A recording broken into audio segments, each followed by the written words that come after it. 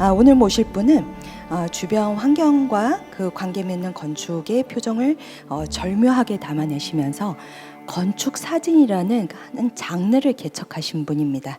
네, 건축 사진가 김용관 작가님 모시겠습니다. 큰 박수로 맞이해 주세요.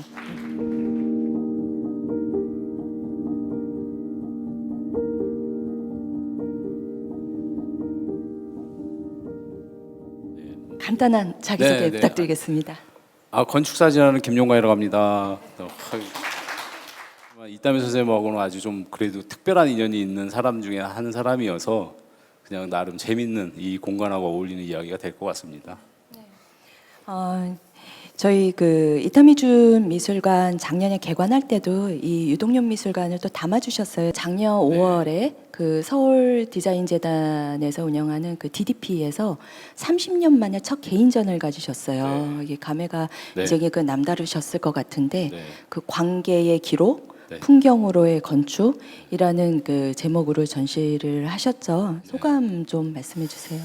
당시 이제 제가 원래 이 건축 사진이라는 게 이제 사진 분야에서도 여러 다양한 분야가 있잖아요. 근데 저 같은 경우에는 이제 소위 말하자면 오더메이드, 그러니까 상업 사진가예요. 건축 사진은 사실은. 그래서 뭐 건축가분이나 기업이나 이런 곳에서 어떻게 그 의미 있는 그 프로젝트를 한 거를 전문가한테 이제 기록으로 남기는 일이죠. 그걸 이제 저희들은 실질적으로는 비용을 받고 하는 일이고. 또 어렸을 때부터 이제 그런 생각이 있었어요. 그래서 저는 상업 사진가라서 그냥 뭐 작가랍시고 소위 말하면 뭐 이렇게 그러고 싶지는 않다. 그래서 내가 무슨 전시가 뭐가 의미가 있냐, 내 분야에서 열심히 하면 되지. 이제 그런 마음이 있었는데 더군다나 또 건축 전문 잡지의 그 전속 작가를 한 10몇 년, 한 20년 가까이 저는 그걸 했거든요. 저는 그 건축 전문 잡지에 그 전속 작가가 너무나 즐겁고 너무나 보람된 그 일이었어요. 예전에 정말 저희들 같은 전문 사진가가 아니면 건물을 반듯하게 뭐 건축적으로 찍어서 이렇게 소개할 수 있는 매체도 없었고, 건축 잡지가 정말 유일했어요. 그리고 건축가도 자기 작업을 전달하는 유일한 창구가 건축 전문지였고, 그걸 대중분들한테 사진이란 매체로 전달하는 역할을 했던 거예요. 그래서 전 사실은 매달 전시를 하는 사람이라고 항상 생각했거든요. 그래서 전시나 뭐 이런 요청이 있었어도 저는 정말 그 거절을 많이 했었어요. 저도 이제 뭐 한 30년 데뷔한 지 한 30년 됐으니까 그 건축 사진에 대한 어떤 또 다른 역할을 좀 한번 해볼까라는 고민을 하고 있는데 이제 그 서울 디자인재단에서 연락이 와서 이제 전시를 하게 된 거죠. 그래서 정말 제대로 사진 본연의 힘을 좀 보여주고 싶다 라고 해가지고 제가 나는 영상도 안 찍을 거고 도록도 필요 없고 일단 모든 걸 할 수 있는 것 중에 최우선은 사진 제작, 액자 제작이다라고 완전 그 제가 하고 싶었던 나름의 특수 저반사 유리 액자로 최고급 액자로 그 무료 공간 그 누구나 와서 볼 수 있는 공간에 최고의 퀄리티의 그 액자로 전시를 제가 한 거예요. 그래서 결과 너무 좋았고요. 건축을 사람들이 쉽게도 접하지만 정말 관심이 많아요. 요즘에는 뭐 건축의 어떤 범위가 넓어졌지만 카페, 뭐 스테이, 뭐 많은 사람들이 열광하잖아요. 그래서 그런 측면에서 어떤 한국을 대표하는 건축물도 그렇고 어떤 건축 사진가의 시각으로 한국의 서울의 랜드마크적인 어떤 건축물을 어떻게 이미지로 전달하는가, 뭐 거기에 이제 뭐 포커스를 맞춰서 제가 그 사진 선정이나 뭐 이런 걸 다 했었고 욕심도 내려놓고 30년 만에 처음 하는데 사진도 딱 39점 골랐어요. 그 공간에서 최적화된 크기의 사진을 보여주고 싶어서. 근데 제가 정말 나름 그 보람을 제일 크게 느끼는 게 그 DDP라는 공간이 서울 남산타워, 덕수궁, 창덕궁 뭐 이런 궁궐 말고는 현대건축물의 외국인들이 가장 많이 찾는 곳이거든요. 하여튼 제가 3, 4개월 전시 기간 동안 관람객이 89,000 몇백 명이었어요. 그거는 정말 그 사진계에서 기록이었어요. 진짜 기록. 근데 거기에 그 김용관이라는 이름 별로 이렇게 석자도 크게 내세우지 않았었거든요. 건축 사진 그 자체를 보여주고 싶어서. 근데 어쨌든 많은 분들이 그렇게 건축 사진이 이런 거야? 그래도 또 우리가 이렇게 보는 거랑 다르네. 직접 보니까. 그리고 또 흥미로운 게 관객분들이 사진 앞에서 이렇게 한참 머무르는 거예요. 그러니까 어떤 생각 뭐 비슷할지 모르겠는데 저는 영상 같은 경우에는 우리한테 다가온다고 생각을 해요.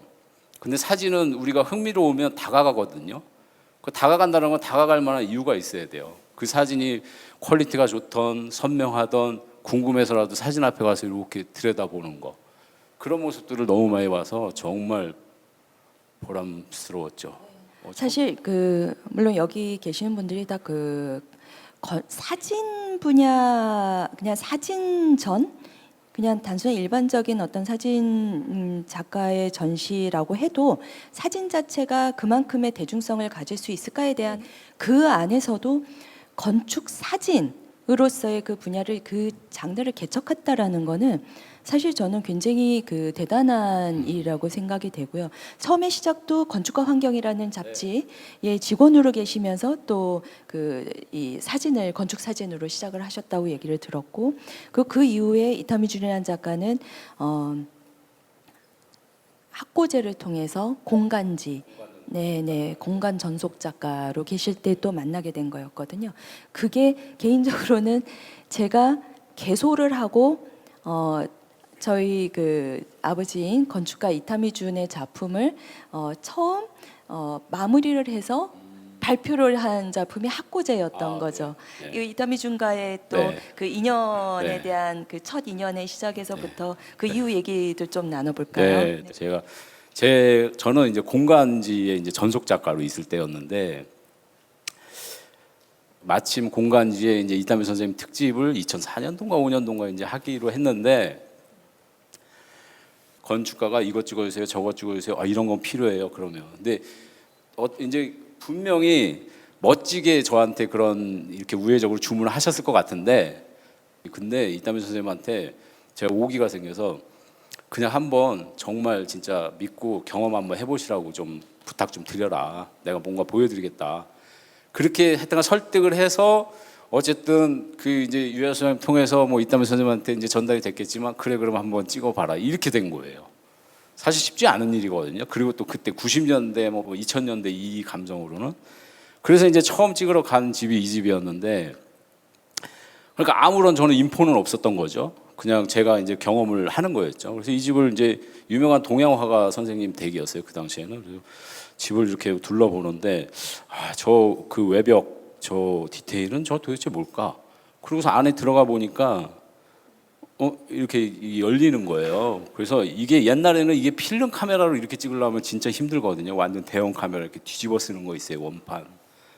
근데 이걸 다 세팅해 놓고 앞에 거 이걸 찍고 가서 저걸 혼자 다 문을 열고 세팅을 다 하고 원래 저 그런 거 안 해요. 그냥 있는 그대로 찍는 사람인데 얘는 얘기를 해야 될 것 같은 거야. 이 건축가분이 여기에 굉장히 많은 얘기가 있겠다 싶어서 이런 작업을 하고 또 이런 디테일을 찍어내고 저는 항상 그렇게 얘기하거든요. 간접적으로 사진을 통해서 건축을 먼저 경험하는 거다. 그리고 그거를 사진가가 역할을 하는 거고 그러면 그 건축물을 사진가도 깊게 바라봐야 된다. 그리고 건축가의 생각도 할 줄 알아야 되고 사진가의 감성도 느낄 줄 알아야 되고 이게 사진이 섞여야 되는 거예요. 그런 걸 이제 종합해서 제가 이제 건물에서 스토리텔링을 한 거죠. 그래서 이제 이런 풍경 왜 이 디테일이 나왔는지를 이제 제가 찍어낸 거예요. 아무런 사전 인포 없이 그냥 이걸로 하나 끝났어요. 그리고 실제로 진짜 이타미 선생님 작업은 한국에서 저 말고는 그 어느 누구도 사진 촬영을 못했다고 해야 되나? 안 한 거죠. 안 한 게 아니라 못한 거죠. 누구한테도 부탁도 한 적도 없고 그렇다고 건축가가 부탁도 안 했는데 사진가가 함부로 찍을 수는 없는 거잖아요. 005죠. 그런 인연이 된 거죠.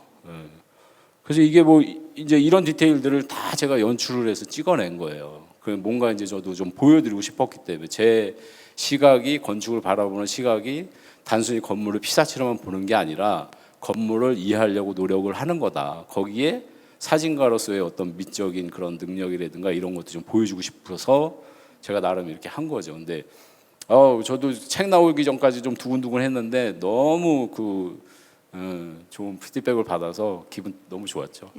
이타미 선생님하고 어쨌든 2000년 초반에 그렇게 인연이 돼서 사진가의 인생에서도 아주 의미 있는 작업들을 남겼고 그리고 또 제가 성장하는 어떤 계기의 한 부분이기도 했었거든요. 근데 대를 이어서 사진 기록을 해주는 케이스는 처음이에요. 그러니까 뭐 이제 또 생겨날 수 있겠죠. 제가 건강을 잘 지키면은. 근데 어쨌든 너무 뜻깊은 것 같고 여기 같은 경우에도 지금 최근에 이제 유 소장님이 설계하신 7곡에 있는 시오제라고 요런 뮤를 보면은 그 많은 분들이 당연히 요즘 세상에서는 드론이라고 생각들을 하거든요.